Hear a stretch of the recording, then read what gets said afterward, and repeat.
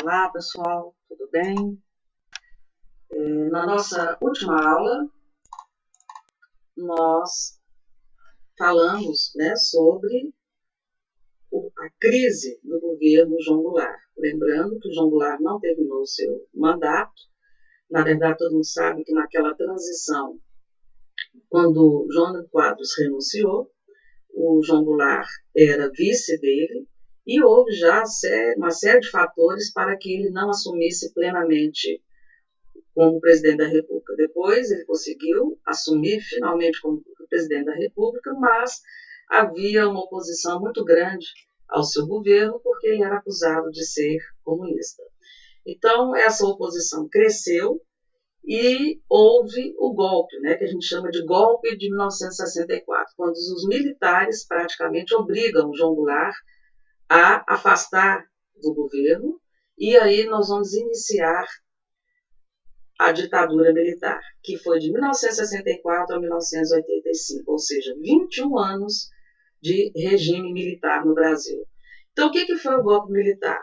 Então, havia uma grave crise política, com tensões sociais, e no dia 31 de março de 1964, tropas de Minas Gerais e São Paulo saem às ruas.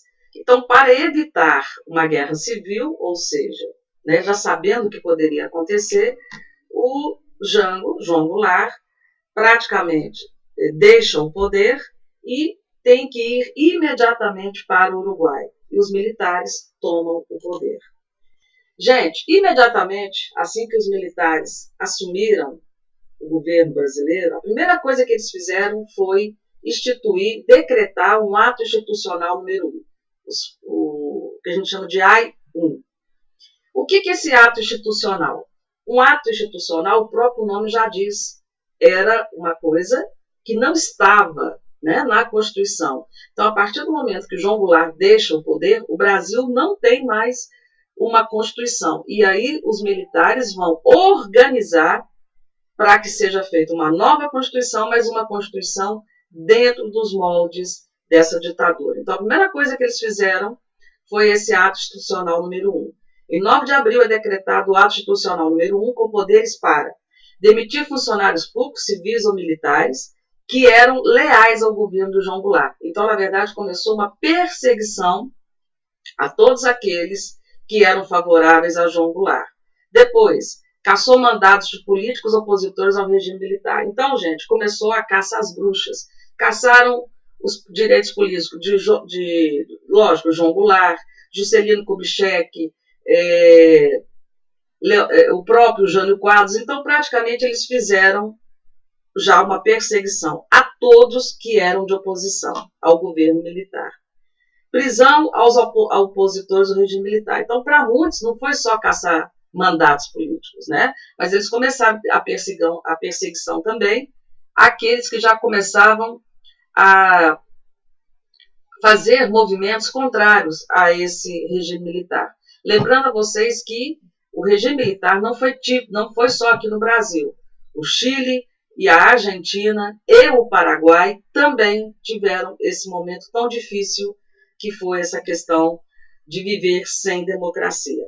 E depois, gente, dentro desse ato institucional número 1, decretaram eleições diretas para presidente da República. Então, vocês podem perceber que daqui já começou uma série de dispositivos para que não houvesse mais nenhum ato democrático nesse país. Então, aqui embaixo eu coloquei para vocês quais foram os presidentes militares, foram 5. Então, aqui nós temos, começando por aqui de baixo, o Castelo Branco, depois o Costa e Silva, que não vai terminar o mandato, depois, aqui é o Ranieri, que vai assumir, depois vem o Emílio Garrastazu Médici, Ernesto Geisel e, por último, João Batista Figueiredo. E aqui ao lado, nós temos aqui uma charge, representando aí esses presidentes militares. Vamos falar aqui do que foi o governo do Castelo Branco. Então, o golpe foi em abril de 64, tá? Aliás, praticamente 31 de março de 1964. Então, aqui vai iniciar o governo do Castelo Branco. Então, como eu falei para vocês anteriormente, Eles caçaram quem? João Goulart, Jânio Quadros, Miguel Arraes, Leonel Brizola, Luiz Carlos Prestes, Celso Furtado, Darcy Ribeiro. Então começou a cassação aí de mandatos de políticos, obviamente, que jamais aprovariam o que aconteceu. E o governo Castelo Branco, em 1966, houve eleições diretas, né, eleições para os governadores estaduais, e a oposição saiu vitoriosa em Minas e Rio de Janeiro. E aí, gente, imediatamente, mais um ato institucional para proibir qualquer tipo de democracia. Então, já no governo Castelo Branco, houve o decreto do ato institucional número 2, o AI-2. O que dizia? Fim de todos os partidos políticos existentes. E praticamente o Brasil vai inaugurar um bipartidarismo, que é o que existe nos Estados Unidos. O que é o bipartidarismo? Só 2 partidos. Então, eles praticamente, para fazer de conta, né, que havia que havia um dispositivo legal para que houvesse uma oposição, eles criaram 2 partidos, a ARENA, Aliança Renovadora Nacional, e o MDB, Movimento Democrático Brasileiro. Então, gente, o MDB seria o de oposição e a ARENA o do governo. Na verdade, pessoal, isso nunca existiu. Né? Isso aqui era fazer de conta que havia 2 partidos. A reação popular contra a arbitrariedade foi imediata. Nas ruas, renasceu o movimento estudantil. Movimentos e passeatas tomaram conta dos centros urbanos e o governo respondeu com violência e truculência. Deixa eu explicar isso aqui para vocês. Evidente que ninguém aceitaria uma coisa assim. Então, o movimento estudantil, na época da ditadura, desses governos militares, foi muito importante. Né? Então, eles foram às ruas, eles começaram a tentar, de todas as formas, deixar claro que não iria ser aceito esse tipo de regime. E aí, o que os militares vão fazer? Vem a violência. Tá? Outra coisa que eu queria falar para vocês é que o Castelo Branco, a gente pode dizer que ele tinha a ideia de que ele ficaria provisoriamente e depois voltaria ao regime democrático. Coitado, isso não aconteceu, viu, gente? Então, o Castelo Branco foi até o menos pior, apesar do início da repressão. Mas ele achava que era uma questão apenas provisória, para depois voltar novamente às eleições diretas e um novo presidente civil. Isso não aconteceu. Vamos falar aqui, pessoal, dos atos institucionais. Então, nós já falamos do primeiro, cassou mandatos, eleições indiretas para presidente, e agora o ato institucional número 2, que vai criar o bipartidarismo, né? ARENA e o MDB, e agora os atos institucionais, 3 e 4, no governo do Castelo Branco. Em fevereiro de 1966, instituiu-se o ato institucional número 3, que estabelecia, já que a oposição ainda tinha ganho com as eleições diretas para governadores, o que os militares vão fazer? Vão acabar com essa graça. Então, ato institucional número 3, que era eleições indiretas para governadores. Depois, indicação de prefeitos de capitais estratégicas. Então, a indicação dos prefeitos era feita pelos governadores. Ou seja, acabou, gente, a eleição no país. Ato institucional número 4. O governo adquiriu poderes para produzir, como eu falei para vocês, uma nova Constituição, a Constituição de 67, que tinha como principais pontos fortalecimento do poder executivo, acabou basicamente com o poder legislativo, e as emendas constitucionais. Então, o presidente da República tinha o direito de fazer emenda sobre emenda e praticamente fortalecer ainda mais o poder dele, ou seja, uma ditadura. E incorporação dos atos institucionais. E ainda foi criado, gente, esse absurdo aqui, a Lei de Segurança Nacional. Defesa da pátria contra o perigo comunista. Ou seja, nós vamos descer o cacete, nós vamos perseguir todo mundo, baseada nessa lei aqui. Então, uma coisa bem absurda. Então, os primeiros tempos, aí acabou-se o governo do Castelo Branco, que ele jurou que iria voltar à normalidade, não voltou. E aí, indiretamente, entre os próprios militares, foi indicado outro general Costa e Silva, de 1967 a 1969. Gente, O governo do Costa e Silva foi marcado por tudo quanto foi protesto estudantil. E aí o pau comeu.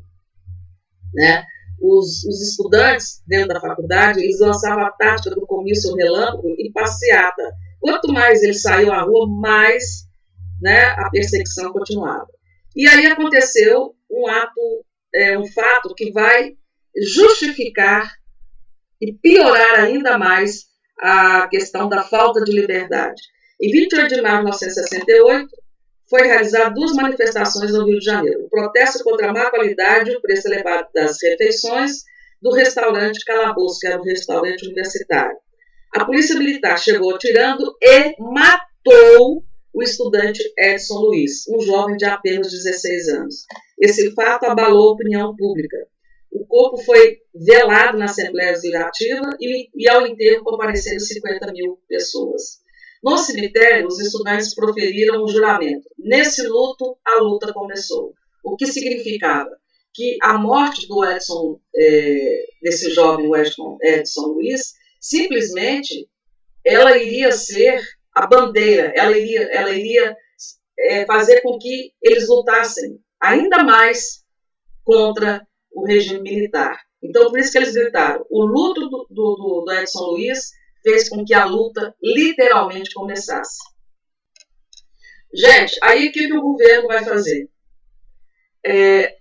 O Costa e Silva é o início se é que a gente pode dizer, é o início da repressão armada, é o início de tudo quanto é por dispositivo contra a democracia. E ele vai baixar o pior ato institucional dos anteriores, que foi o AI-5. Foi o principal instrumento da ditadura militar. O general-presidente poderia, sem dar satisfações a ninguém, fechou o Congresso Nacional, cassou mandatos de parlamentares, demitiu juízes e suspendeu o habeas corpus, que é uma das coisas mais absurdas. O que é o habeas corpus? O habeas corpus é o direito que você tem, se você é acusado de alguma coisa, você tem o direito de, enquanto não marcar um julgamento, você tem o direito de estar em liberdade. Então, ele suspendeu o direito do habeas corpus. Então, gente, na verdade, foi um golpe dentro do outro golpe. Então, o que vocês vão guardar? Que o Costa e Silva, ele era o oposto do Castelo Branco. O Castelo Branco ele era mais moderado. A gente pode dizer que o Costa e Silva vai inaugurar os generais linha dura, os generais que queriam, através da repressão, acabar com qualquer manifestação contra o regime militar. A luta armada, aqui sim começa. O Costa e Silva não acabou tendo tempo de saborear os resultados do AI-5, porque ele vai ter um derrame cerebral, vai ficar adoentado e depois ele vai falecer. Em setembro de 69, a Aliança Libertadora Nacional e o MR8, que é o Movimento Revolucionário 8 de Outubro, sequestraram o embaixador norte-americano Charles Elbrick. Em troca da libertação do embaixador, os estudantes, os militantes divulgam um manifesto de imprensa e conseguem libertar 15 prisioneiros políticos, entre eles o famoso político Zé Dirceu. Em contrapartida, a junta militar cria mais 2 atos institucionais, que dava direito à expulsão do país de todos que fossem considerados subversivos, e o outro que introduzia a pena de morte. Ou seja, gente, a briga começou. Então, um resuminho aqui, o governo Costa e Silva, marcado por protestos e manifestações sociais, a oposição ao regime militar cresce no país com a União Nacional dos Estudantes, que vai organizar a passeata dos 100 mil. Greves de operários paralisam fábricas em protesto ao regime militar. A guerrilha urbana começa a se organizar e o Costa e Silva decreta o AI-5, o mais duro e o mais cruel ato institucional do governo militar. Bom, agora vem outro general.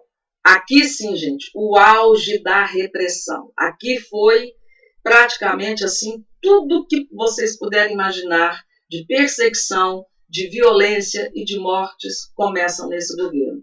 Então, o governo Emílio Garrastazu Azul Médici, o auge da repressão, 1964 a 1974. 1969 a 1974. O governo Médici, ficou conhecido como Anos de Chumbo, um ditador, violência, aumentou ainda mais a perseguição a qualquer pessoa que fosse considerada subversiva. Imagina eu, gente, professor de história nessa época. Com certeza eu seria perseguida. Imagina. Então eles podiam entrar na minha casa sem ter mandado, sem nada, e falar, ó, tem um monte de livro aqui, Karl Marx, tem livros aqui que são considerados de apologia ao socialismo, ao comunismo, pode prender ela aí, imagina. O governo utilizou a TV para divulgar seus projetos para o país. E foi o início da ação armada contra o governo. Guerrilha urbana, sequestro de embaixadores, diplomatas estrangeiros e assaltos a bancos. Gente, esses movimentos, o MR8, né, Movimento Revolucionário 8 de Outubro, Aliança Libertadora Nacional, então tudo isso precisava de financiamento, eles precisavam de dinheiro para se esconder, para trocar de identidade, para agir na clandestinidade. E para isso, eles tiveram como tática aí, né, sequestrar embaixador em troca de dinheiro e também assaltar bancos. E também começa aqui a guerrilha rural lá no Araguaia, no Pará.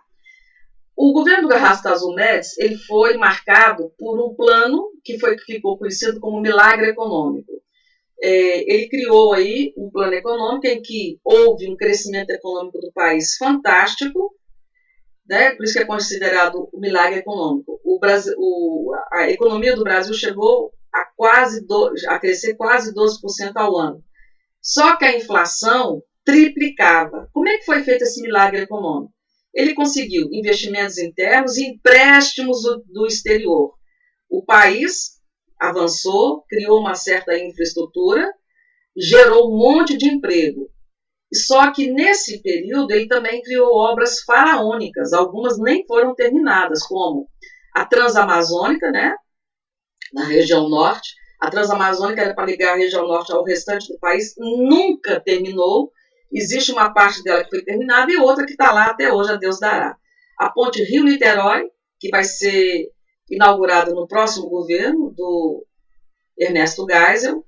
Só que tudo isso, gente, gerou uma dívida externa estratosférica. A dívida externa do Brasil era algo de outro planeta. E junto com essa dívida externa, para os padrões econômicos, alguém ficou na pior. Então, o ministro da economia dele, na época, que era o Delfim Neto, que está vivo até hoje, dizia o seguinte, ele chegou a falar uma frase interessantíssima. A economia vai bem, o povo vai mal. Por quê? Porque esse crescimento econômico foi simplesmente para os mais ricos. Então, a gente pode definir o seguinte, os ricos ficaram mais ricos e os pobres mais pobres, porque isso teve um preço muito alto. E qual foi o preço alto? Arroxo salarial, ou seja, os trabalhadores pararam de receber aumento, inflação lá em cima e a concentração de renda dos ricos mais ricos e os pobres mais pobres. Outra coisa que o governo dele também criou foi o ufanismo. O que é o ufanismo? Uma política voltada para valorizar o país, valorizar a pátria. Então ele criou frases e músicas, né, para esconder o que acontecia por trás. Então ele criou frases como Brasil, ame ou deixe, ou seja, um recado claro, né, para aqueles que eram considerados subversivos de esquerda, que tinham que deixar o país, porque eles não amavam o país. Uma palhaçada, né? Este é um país que vai para frente.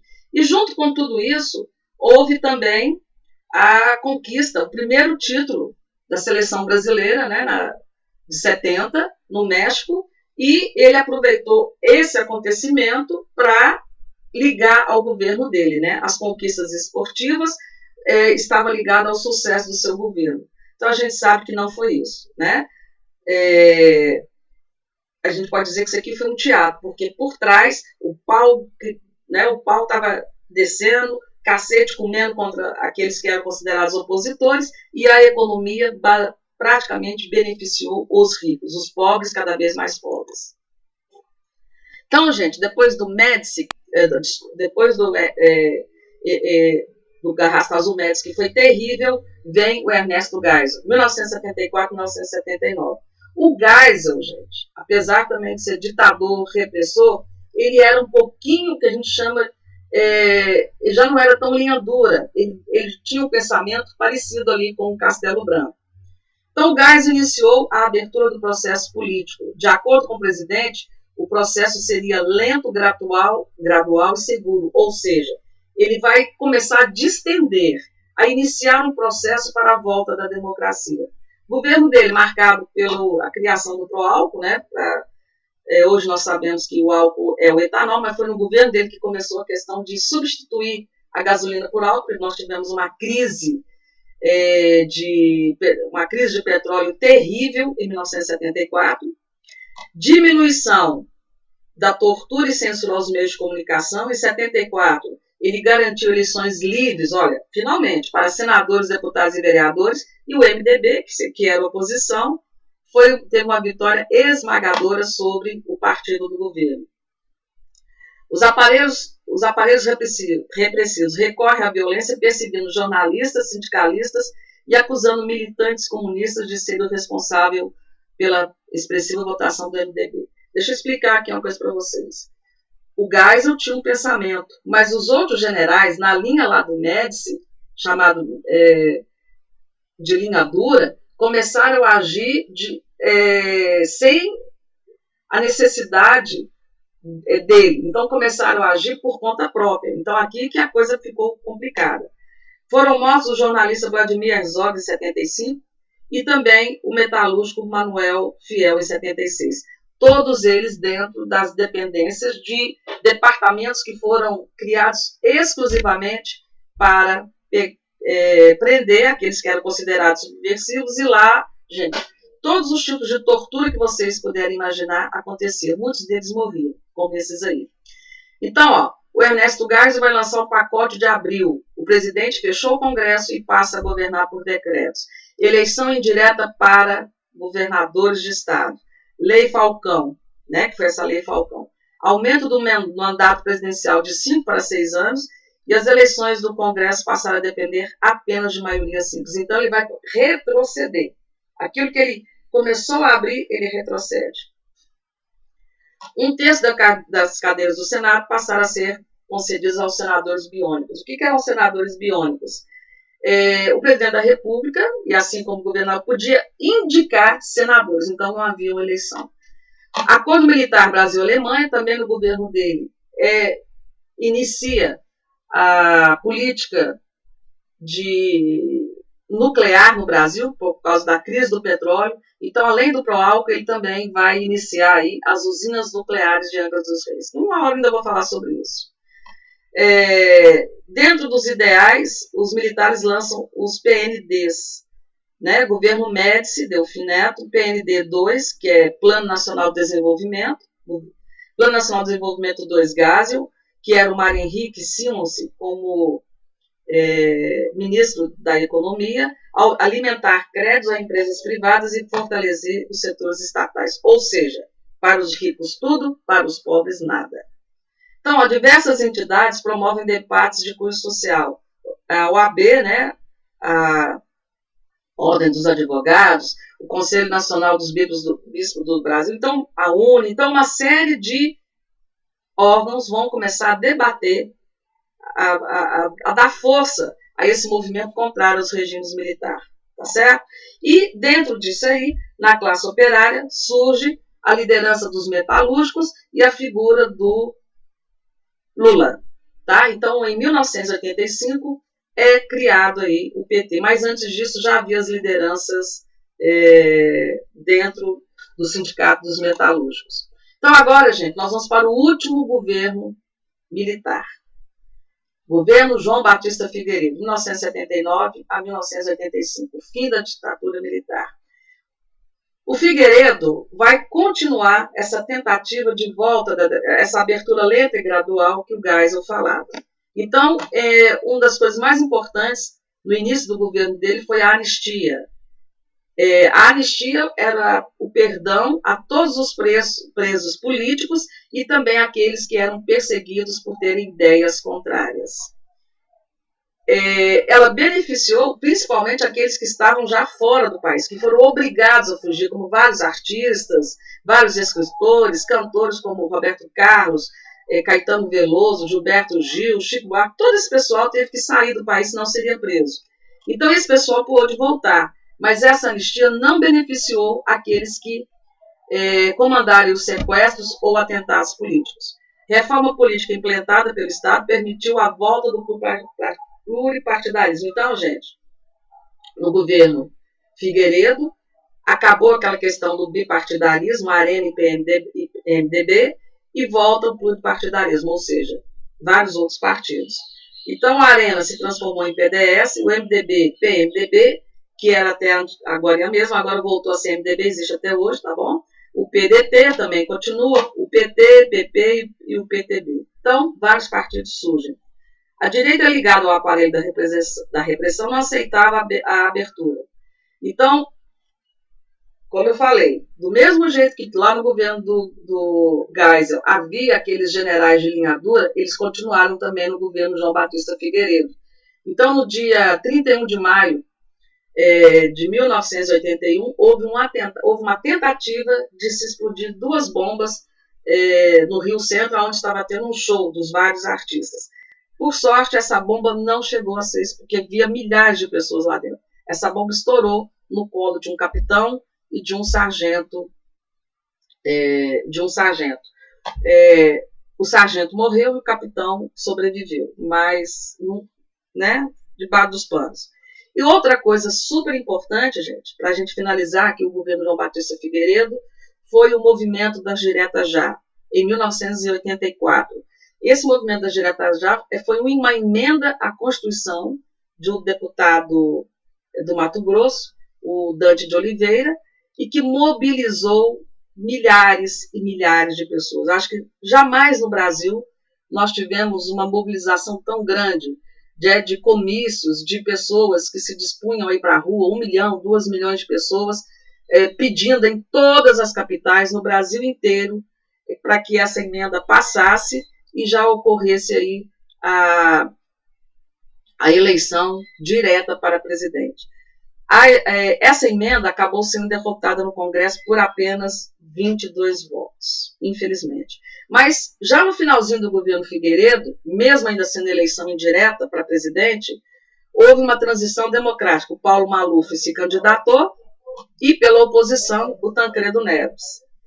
Foi a última eleição indireta para presidente do Brasil. Tancredo ganhou com uma grande margem de votos lá no Congresso, e o Sarney era o seu vice. Então, Tancredo foi eleito 21 anos depois, né, da ditadura militar, o primeiro presidente aí civil. Infelizmente, gente, o Tancredo ficou 7 meses doente. Ele adoeceu um pouquinho antes de terminar as eleições e o Tancredo não consegue assumir. Então, de março, o Tancredo, na verdade, agonizou aí de janeiro até abril, porque no dia 21 de abril de 1985, o Tancredo morre sem ter assumido. E aí, quem assume, literalmente, é o vice dele, José Sarney. Então, 21 de abril morre Tancredo. Começava a nova república. Então, aqui, gente, para nós finalizarmos, nós temos aqui a Transamazônica, esse aqui é a foto atual, um pedaço foi feito, outro pedaço não, tá? Então, até hoje, aí, obras faraônicas. A ponte Rio-Niterói, que foi inaugurada no governo do Ernesto Geisel, que liga, né, a cidade do Rio de Janeiro a Niterói, é uma ponte belíssima, mas custou uma fortuna. As usinas nucleares, né, na época do acordo, era para ser instaladas 7, só tem 3. Na verdade, uma nem funciona direito. Uma fortuna, né? Até parece que o Brasil precisa de usina nuclear. A usina de Itaipu, que já foi considerada a maior usina hidrelétrica do mundo, também custou uma fábula. E uma ponte Colombo-Salles, que também outra coisa absurda. E aqui no final, nós temos aqui algumas, eu coloquei para vocês aqui uma imagem do que era essa mobilização de toda a população brasileira pedindo as diretas já. Então aqui, gente, nós terminamos os governos militares e na nossa próxima aula vamos falar da catástrofe que foi o governo José Sarney, tá bom? Então, obrigada, um abraço e até a próxima.